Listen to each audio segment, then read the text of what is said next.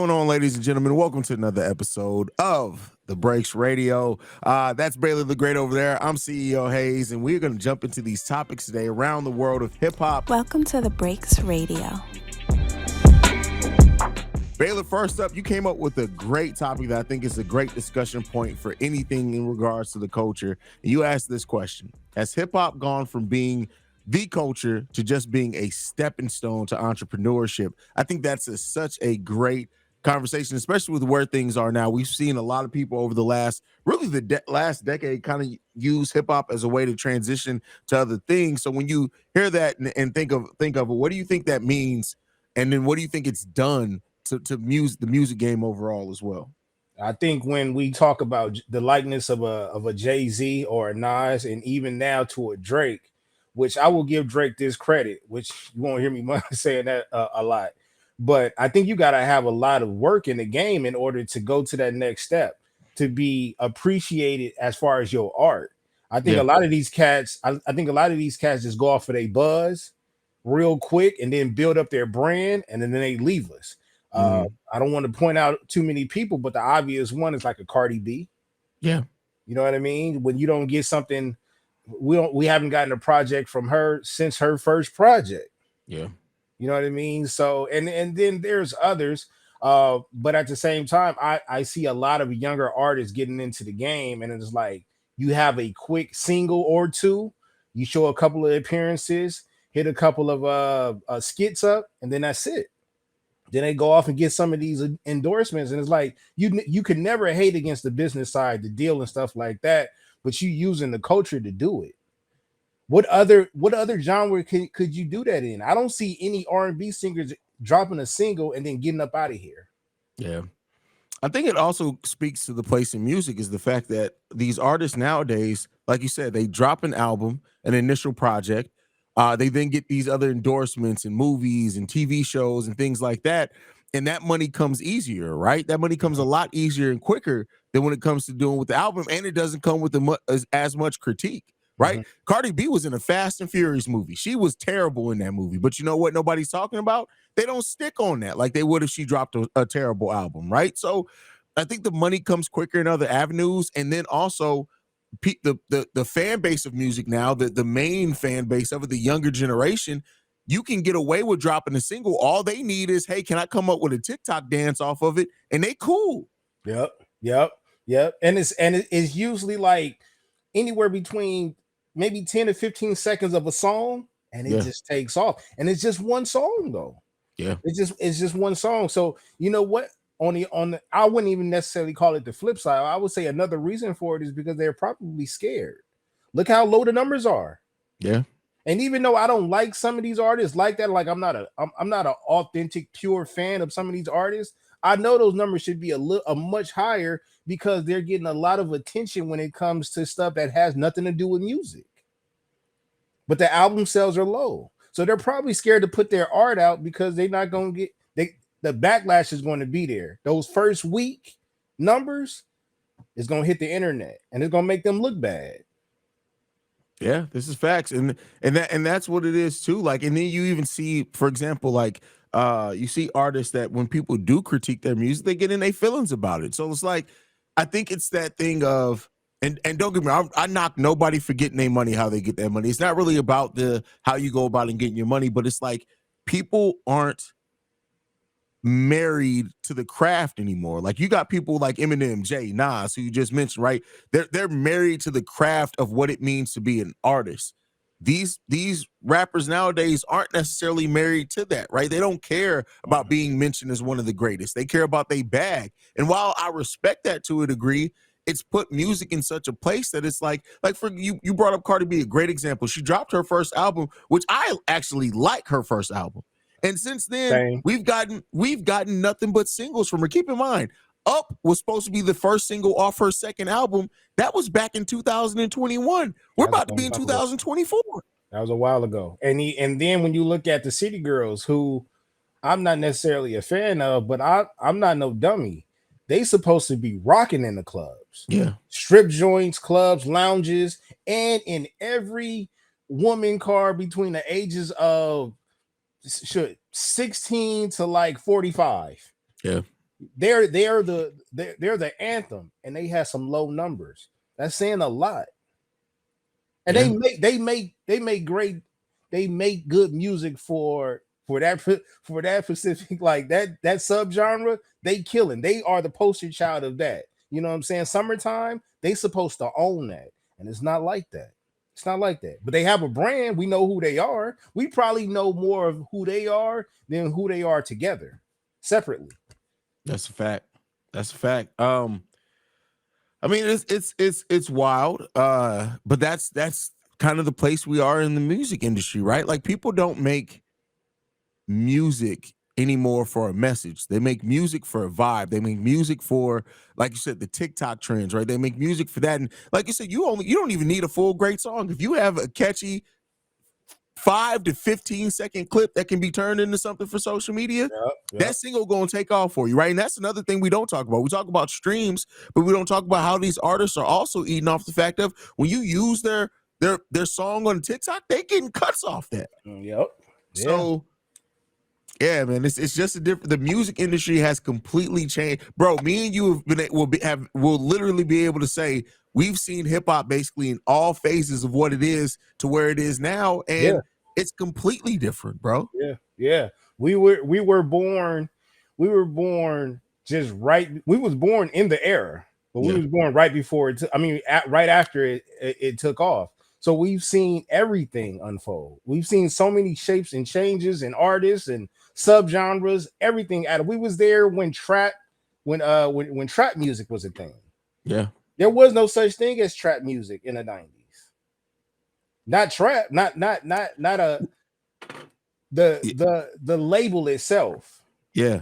We've gotten to see every evolution. We got to go from the boom bap era of hip hop, right? To the lyrical era of hip hop, to the more swagged out era of hip hop, to crunk music, to trap music, to freaking drill music. Like we've gotten to see everything of what it's been, bro. And so it's like I was sitting on there thinking about this the other day, right? I was listening to Nick Grant's album, which we'll talk about. It's on the list. And I literally was listening to it like, I don't know when's the last time I really felt an album like this. And then I had to think about it. The last time I felt this type, and not to say there hasn't been great albums before it, but was really The Pimp a Butterfly. That was the last time I really felt an album that like put me in a mental place that I got stuck in for a minute. So it's just crazy, bro. Like music is completely different, bro.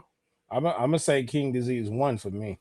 Okay, that's fair. I would say that's fair as well. That's fair as well. Because Ultra Black. Ultra Black is still, that needs to be the new Black theme song for everybody. Man, that give me chills, bro. I ain't gonna even lie to you.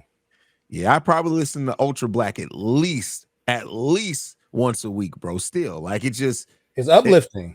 Yeah. Right.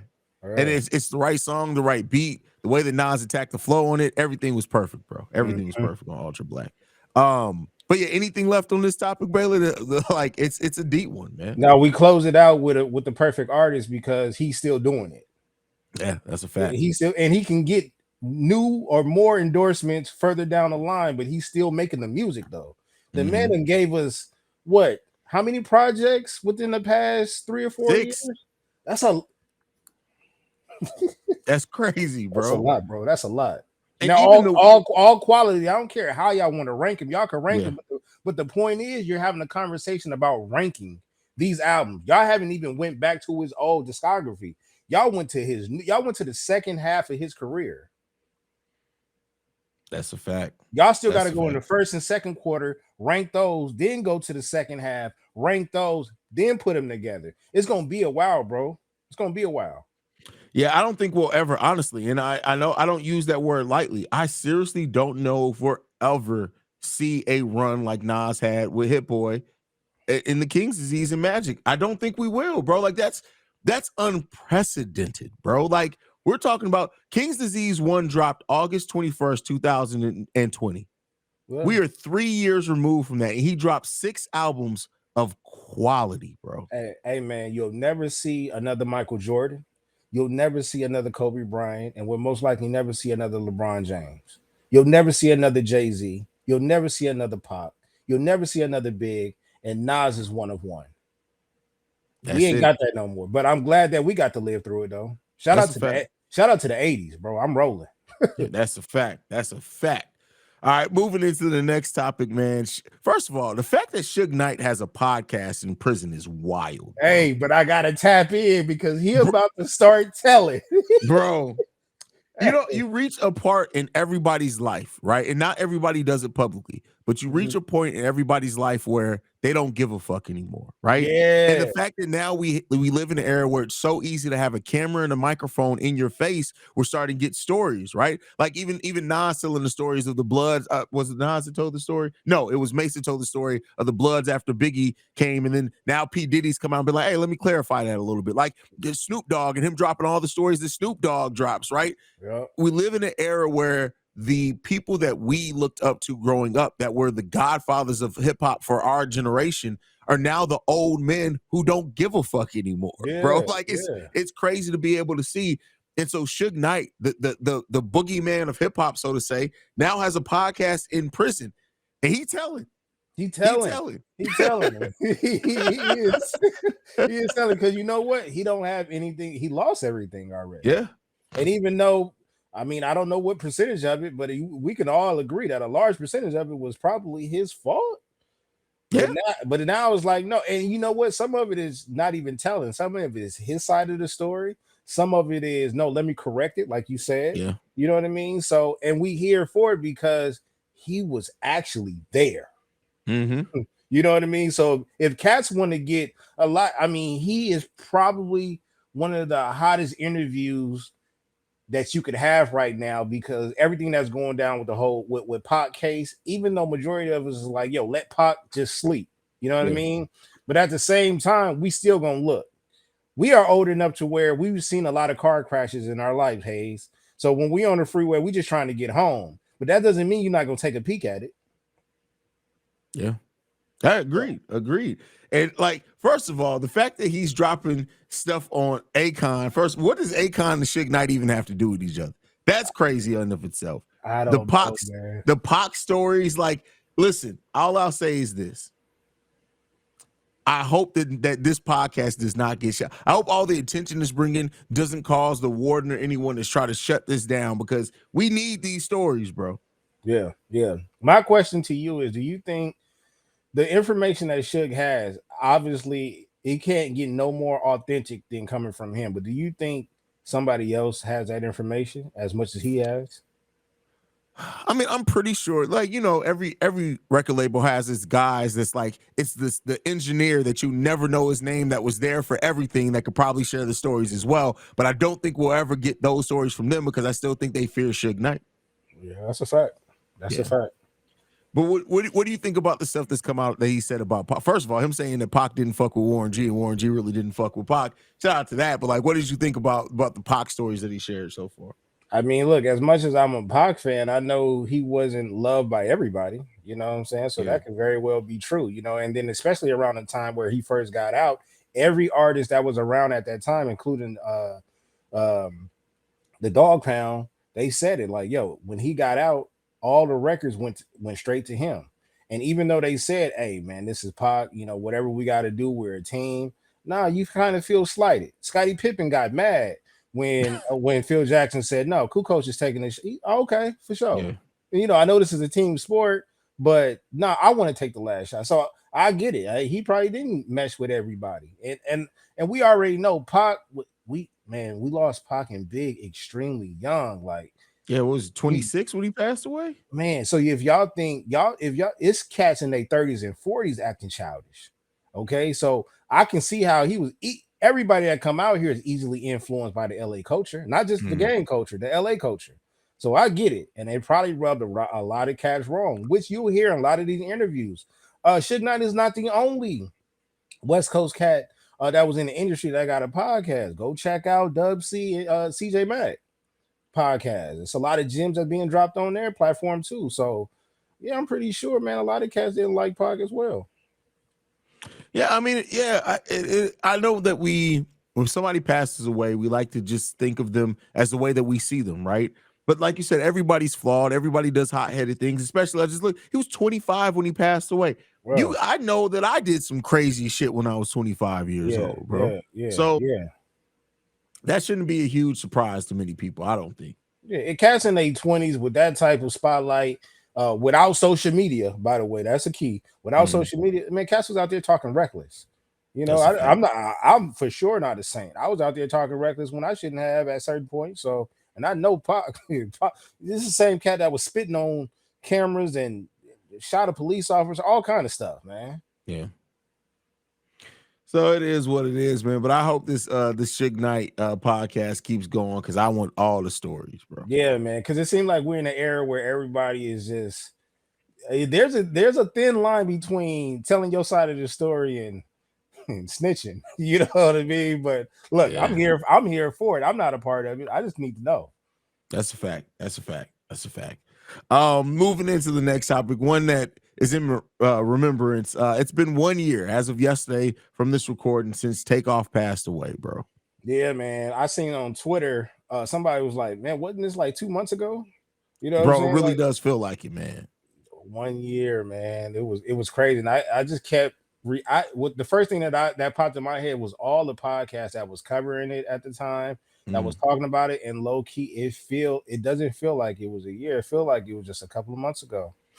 You know what I mean? That's sad though. You know what I mean? Because even like I said, I have respect for a lot of these artists in the game.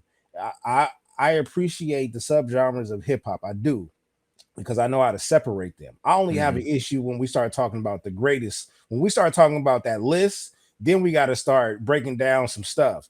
But I respect what the Migos did. I respect how he was a part of the Migos and what he did for the Migos. And he wasn't not one of those rah-rah type of cats. You know what I'm Yeah. saying? He was He was cool, probably the laid back, most low-key member of Migos, bro. and everybody spoke highly of him. You know what I Yeah. mean? Some cats had problems with Quavo and you know, and you know what it is. You know, Yeah. the more you talk, the more attention is gonna come your way. And he didn't really talk that much Yeah. from my perspective. You know. Yeah, facts, and like, and Takeoff's passing, like you said, like what Migos was able to accomplish over their career, whether you like their music or not, you can't deny that they were a movement, bro. One that we haven't seen a lot like that, like as far as on the mainstream level, like there are cats literally still trying to rap like Migos, right? Yeah, yeah, So yeah. They you know, definitely it's they definitely had a formula, but with that formula, they had the right ingredients. yeah, right, and the right chefs in the kitchen as well, right? Because you can give somebody who can't cook some amazing ingredients, and the meal's still gonna be trash. And So, if you mess up that mac and cheese on the wrong day, baby, it's a problem. It's a problem. But hey, and I'm not taking anything away from. We just finished talking about this. Separate, not looking so good. Even though I would say that I mean separate brands is looking good for them, but musically, mm. I don't know, man. I don't know. Yeah, musically, it's but I think the same thing happened as far as like what happened with Migos, right? Migos reached its peak and then it started falling off. And that's just the natural conclude. Like, I don't mean that as like a slight. It just is what it is. Like it happens to everyone. Every you have a relatively small window in this hip hop game. Now, some people are able to extend it, especially when you're in a group. You're able to extend it by going solo. The greats are able to keep their career going decades, right? But Mhm. that's not the norm. So everybody typically you have a 5 to 8 year window, and that is an amazing run if you're able to get that. And so I do think that like we're seeing that, yeah, it's time. That's not to say they won't that like that they there won't still be fire songs to drop, but as far as like that movement, Mhm. that time is gone, It's bro. gone. I think Offset has done a good job of not. I wouldn't necessarily call it rebranding, but he Mm-hmm. definitely just he stepped out into his own. You know, he got that. He has a sort of a rock and roll feel to him. You know what I'm saying? Yeah. And then it doesn't help that your wife is who she is right now. So Yeah. So it is what it is. But rest in peace to Takeoff, man. It's I bet, man. unfortunate it's been a year, man. That's crazy. Even if had he still keep in mind, had he still been alive to this day, he wouldn't even be 30 yet, bro. Yeah, young cats, man. That's We crazy, we man. we lose a lot of cats young. And those 20s is rough. I remember it used to be, just to make it to 18, Yeah. but now it's like you in your 20s is like let's get out of your 20s. Yep. And if you're blessed to make it to your 40s, man, that's a blessing, Man. bro. That's a blessing. It's amazing too how like I look at age completely differently than what I did 10 years ago. Yep. Like 10 years ago, it's like you said, I was happy to make it to 30 almost, right? Like I would have been 26 at that time. Like to make it to my 30s was just this prospect that was like, hey man, how the hell did I've lost so many people that I went to school with and stuff that didn't even make it there. It's like crazy. But now it's just like, hey, life is a celebration, bro. Like it ain't even, I don't even clown on old people in their 50s, 60s no more because you know what? I hope the hell I get to be there, bro. Exactly. And sometimes you got to go back to your grandparents and your parents and just apologize. Like, oh, Mhm. y'all was doing a lot more than what I was doing at the age of 30. You know what I'm saying? Y'all Yeah. was holding it down. And I know when I was at 30, I was still outside. I was still Yeah, outside. exactly. Exactly. Being a goddamn hothead, man. That's crazy. But all right, let's move into some music, man. Did you get a chance to listen to that West Side Gun I album? did. I did. Now, I not only did I listen to the album, I checked out his interview, his latest interview. Um, he's another artist that has set itself apart, you know what I'm saying, from basically from his class. I like him, dog. It's not even the content is it is what it is. I know what I'm gonna get from him. It's just like if I Yeah. listen to Pusha. I know what type of rapping I'm gonna get.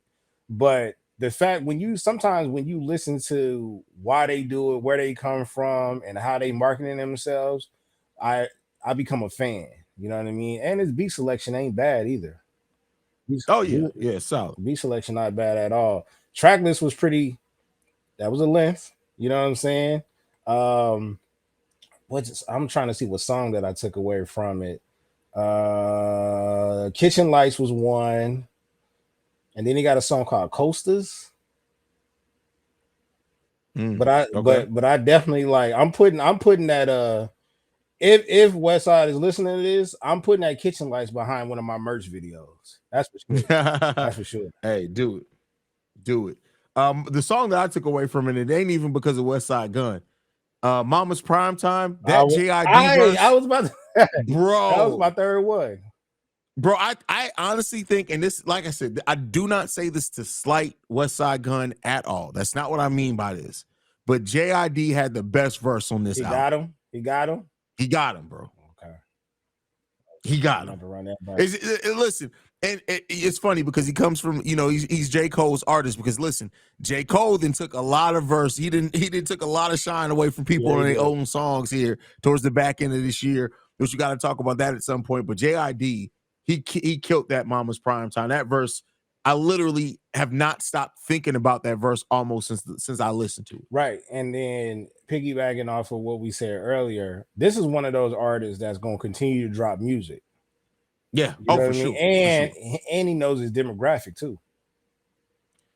The Griselda boys, I'll tell you what, they all have carved out their own corner, and then they still have it when they come to whenever they come together. I know it's rarer now, but like people are always going to be fiending for another Griselda album, and so I love what Griselda has done, especially after being on Shady, and Shady handled them better, especially better than they did Slaughterhouse. But like, I just I respect what Griselda has done to impact music so well. And keep in mind, they've done it with being huge in the hip hop community. But I'll say this, Griselda, none of them have really crossed over in the mainstream, but they're all still successful. And I respect that because you don't see that a lot nowadays. But yeah, you already know they're gonna bump into the same thing that they said the Locks didn't have, but they did though because you remember they talk about the girl records, Mm-hmm.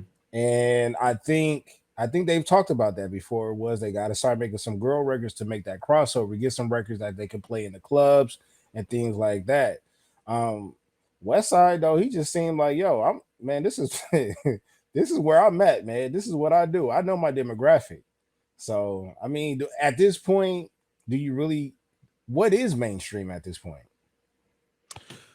That's a great question. That's I don't even know how to quantify that anymore, to be 100% honest with you. And the reason why I say that is because hip hop's the biggest genre in music now, right? So one could make the argument that hip hop itself is mainstream. So that's it. Like the way I look at it though is mainstream as far as like my own personal view on it is that if you can't stop a random 34 to 40-year-old white woman and show them an artist and they don't know who it is, then it's not I mainstream. don't think it's gonna ever get there then, because to me, with the content that they make, not only that, we just finished talking about the likeness of TikTok and people just wanting to do this for a stepping stone to get brands. Where's the music at? They're gonna put out a couple of tracks just to go viral, just to be commercial, and then they're gonna change, right? I mean, in order to go, look, all of America is not going to accept what a West Side Gun is. Yeah. It's just not, because they and then probably majority of them don't even understand what he's talking about. Yeah. Our culture does, hip hop does, but when you talk about mainstream, Stovetop, they don't know who Stovetop God is. They don't even know what that. They don't know what that is. Yeah. You know what I mean? That's fact. So, I mean, I'm not even sure if they would want commercial success. They probably would want the checks, but as far as what they would have to do for it, them cats said they don't want to put on those shiny suits. Yeah, hey, I mean, and you got to respect them for it. And West Side Gun, all like I said, all the Griselda boys all have their own little thing that they do, and they do it extremely well. And they know who their fan base and their audience is, and they also understand. I would say this: they all pick great production for who they are as artists at that point in time. They've all evolved. But I feel like the production with them has evolved steadily along with them, and it's always felt like this. Like you can go back to West Side Gun album from now, the new one, and then go to old West Side Gun album, and you feel the evolution not only in his bars and what he's talking about, but also in the evolution of the production. And that's not something you always see from Mark. Right. Well, I think he'll be here to stay. I think he's gonna be dropping a lot of mixtapes and albums. Oh, for sure. We'll see a lot of that. But moving on to the next album, bro. I gotta say this, man, and I mean this with no hyperbole at all. You know me, we've been doing this show for long enough at this point, Baylor. I love lyricism, storytelling, and when you have solid production. And this album, Sunday Dinner from Nick Grant, I feel it's the hip hop album of the year, bro. This was a damn near flawless album in my opinion from all those standpoints. Hip hop album of the year. I got Art Dealer. What's the Catch the Fade? Yeah. So when I first listened to the album, when you sent it, I listened to the album. First thing that I thought of was like the reason why he's not getting a lot of love. I think this is too much for the mainstream family. For sure. Yeah, for sure. I'm not saying that this is backpackish, but this is like this is almost a branch off of K-Dot's tree to me. You know what I mean? You know how I look at Nick Grant, and this isn't to compare him to these artists, but I feel like he's the amalgamation of kind of what they do. It to me is K-Dot and Andre 3000. If you were to mix up the best parts of both of those guys, that's kind of what you get in Nick Grant, in my opinion. Yeah, you can't use too many big words like that with me. Yeah, but no, I get it. But I feel bad for him because he seems like he could be a mainstream artist, but this is just not the era for him. If I was to give him an era, he would have to come out like late 90s for me. Yeah, I think it would fit amazingly in that era, to be honest with you. Like, and you see that, right? You see artists, you have that every generation, artists that are just a generation or two behind, or that that they would have just popped off in a big way. And I will also say this too. It's like his flow is so versatile in how he uses it. I think for some people, and again, we live in an era where people really don't break down music anymore, but some of the bars, I guarantee you, went over people's heads because he rapped it so flawlessly, and you're vibing with the music because also, like I said, he picked great production throughout this album that you have to go back and listen and be like, wait a second, he said some shit on this song. The production was dope. But what you just said is that people don't break it down. You want to know why? Because it's not a caption. You know what I'm saying? He's not rapping for you to put it under a picture. You know what I'm saying? This is a complete. This is a complete album, but it's not. It's not a lot of buzz around it. Why? Because it's not what the younger kids like. You know what I mean? They don't understand it. It don't move them. I think they're conditioned to listen to what they listen to. But I think we also can do our part though. Just like how we said TikTok, and I won't even blame TikTok, but the younger kids do it. They'll throw they'll throw these songs on there, and it'll be catchy. It's just like the radio. Well, we could do the same thing. That's a great point. You know what I mean? I have to do my part by putting some of these songs that, like I said, art dealer. I could put that behind one of my merch videos. You know what I mean? But if it's enough of us, that's been our dream as in the black community since before I was born. If we could work in unity, so and the artist that I would love to see Nick Grant collab with is another artist that you put me on, Nana. Shout out, bro. I think that they would have an amazing song. It wouldn't get no radio play, but I think it'd be amazing. Yeah, that's crazy, man. Yeah, I like that one. But also what helped, which it might go against his morals, but sometimes you gotta step in the arena with some of these commercial cats and see what y'all can put together, and it'll help. It'll help both brands to tell you the truth. Yeah, I agree with you. Like, and you need to see more of that.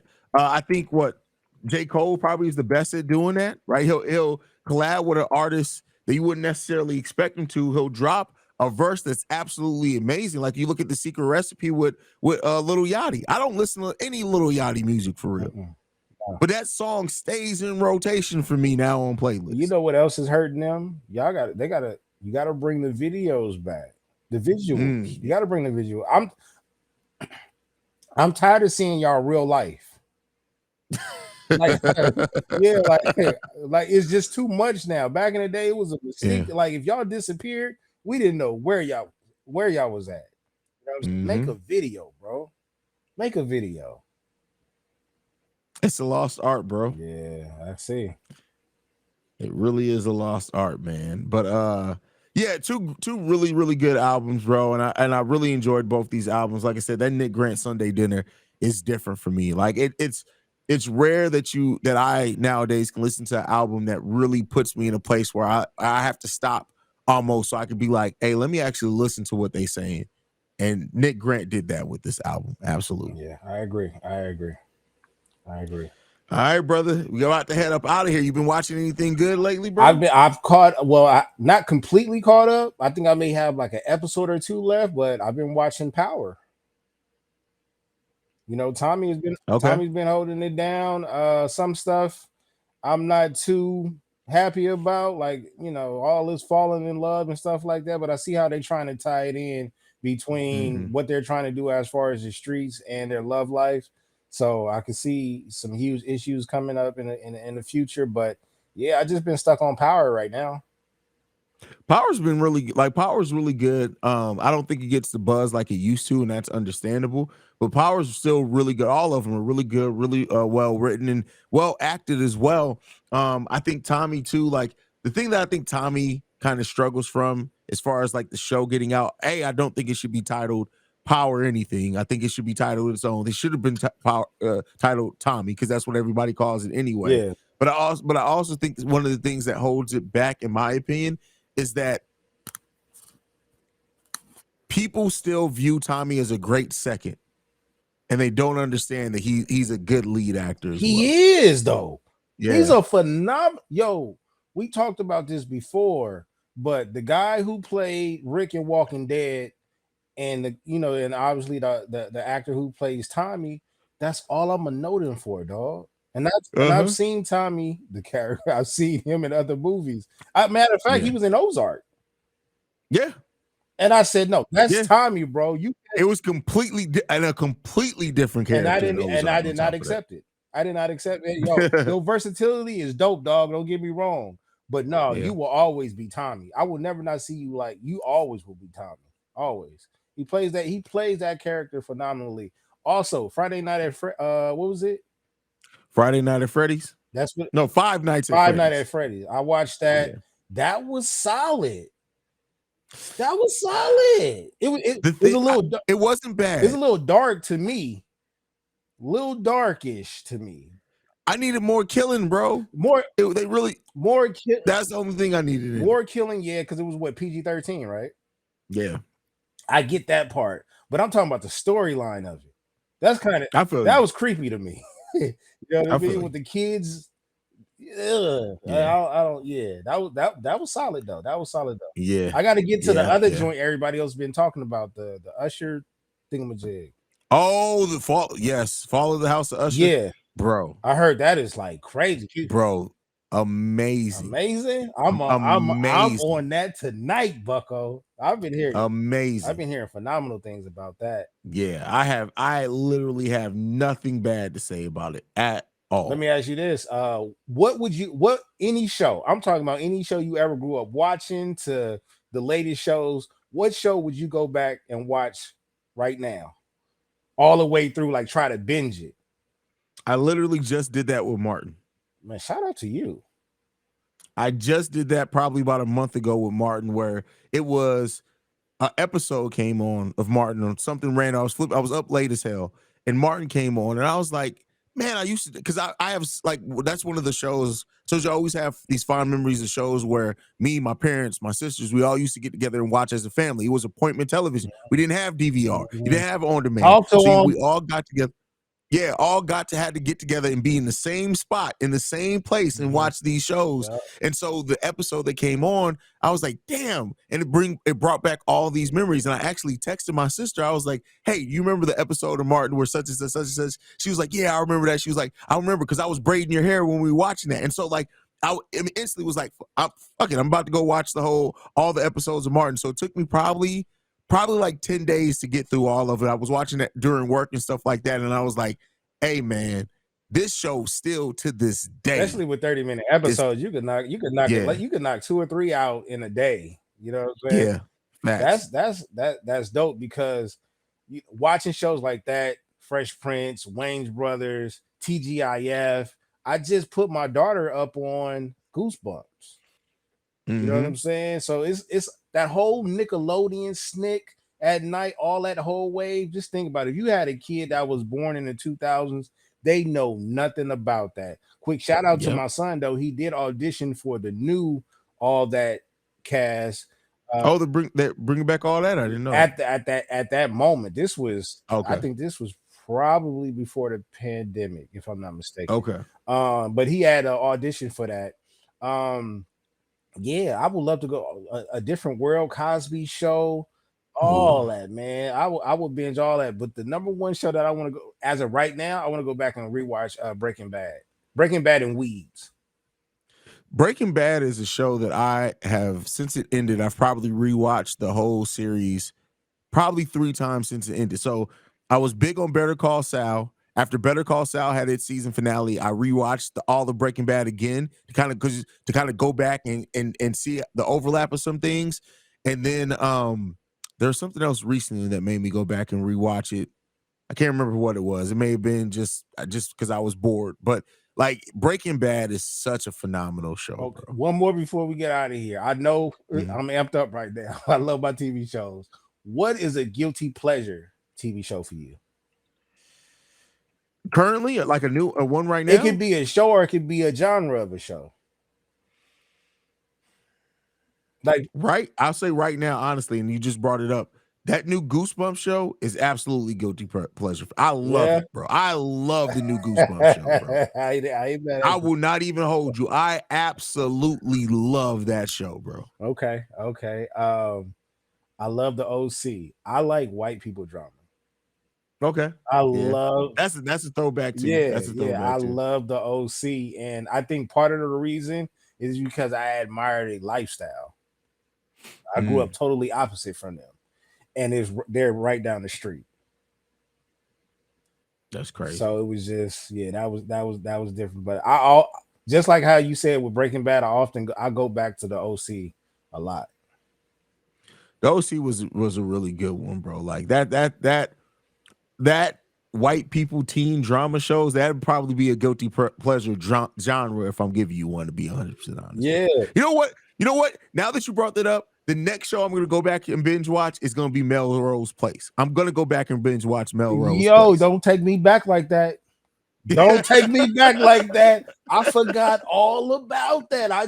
You just aged me, bro. Yeah. You just aged me, bro. I got a song. I got a song off the OC. I don't want to say the part because I don't want to spoil it because somebody might go and watch it. But there's a music group called Keen. I think they're called Keen, and they got a song called "A Bad Dream." Mm. That song makes me because it. I started when I my mom had already passed away, but when I heard that song, it came out of nowhere. They played it during the episode, and dog, I was crying like crazy when that song came on. But his song is beautifully sung and written. But it just, and I heard it's about like a soldier or something like that. But that song, I'm gonna put it in a group chat. That song is Okay. I play that song every so often. That's what's up. That's what's up. It's the nostalgia is real, bro. Nostalgia is one of the most powerful things in the world. It Period, feels bro. good. People spend millions of dollars on stuff because of nothing but nostalgia, bro. Yeah, man, we want some of that 70s, 80s, 90s. What look, the kids today are wearing Janet Jackson shirts, TLC, and have no they don't even know who Vanity is. Mm-hmm. You know what I mean? They have an idea of who Ice Cube is, but they didn't even know Ice Cube was a rapper. They just knew him as an actor and the big three. Yeah, You know, like no, he had a Jerry curl. You that's know, and he funny. had an attitude. Yep, yep, and busted up the damn record exec's office. That's Yeah, crazy. Louis Slugger.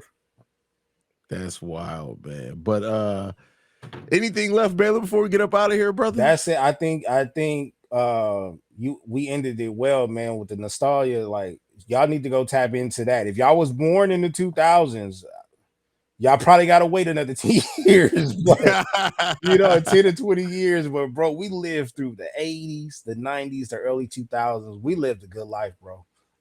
Yeah, man. Yeah, if we can come back, start me back over in the 80s again. That's Or facts. or That's the late facts. 70s. Give me the late 70s.